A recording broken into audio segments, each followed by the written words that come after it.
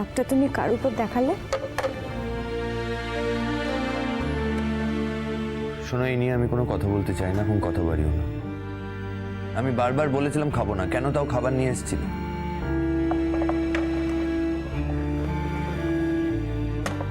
আমি খাবারটা কেন নিয়ে এসেছিলাম তুমি জানো না?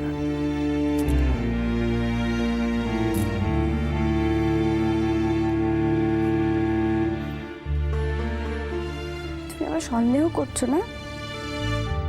সন্দেহ? হ্যাঁ,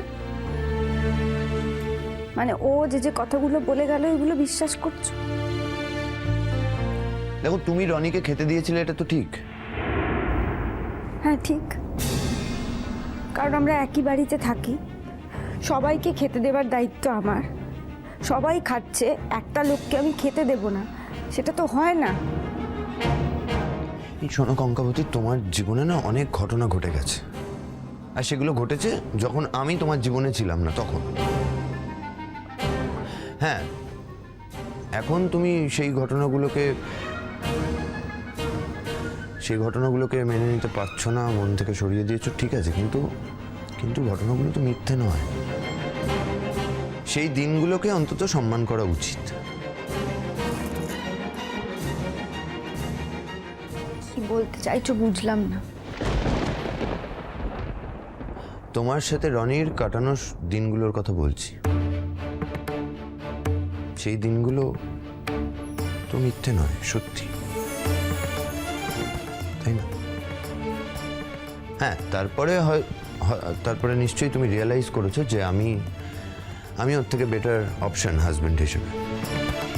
তুমি আর এই এক কথা বলে আমাকে অপমান করো না সমুদ্র। না, আমি তোমায় কোনো অপমান করিনি, আমি অপমান করতে চাইছিও না। শোনো, মানুষের জীবনটা না একটা ক্যালকুলেশন, আমরা ক্যালকুলেট করেই জীবনটা কাটাই। তাই সেখানে তুমি যদি তোমার সুবিধার জন্য কিছু ক্যালকুলেট করেও থাকো, তাতে তো অন্যায় কিছু নেই।